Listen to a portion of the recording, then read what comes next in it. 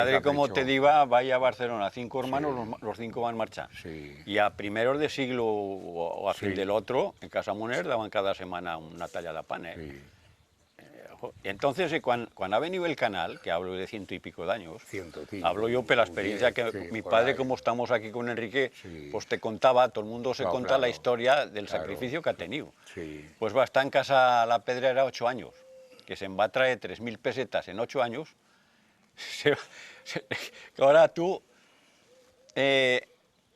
equilibra que si vale más está allí donde estaba o venís en no va a venir, pero venís en aquí. él iba como cuando hablaban riba antes, si podía ser independiente no quería estar Ya, exactamente, claro. porque entonces le tudel que él tiende a que el tudel fiscal, como Sí, diva este, le sentí contar. dormín en la pallereta Sí, sí, sí, sí. y cobraba lo mismo en mi padre de mozo de aquella casa Sí, sí. para servir a la mesa que el otro en casa del fiscal. Y, Sí, joder, pues yo aquí soy, sí, sí. soy uno de la oficina, como aquel que hice. Sí. Y total, ya lo que se va a traer en 8 años, Sí. 3.000 pesetas.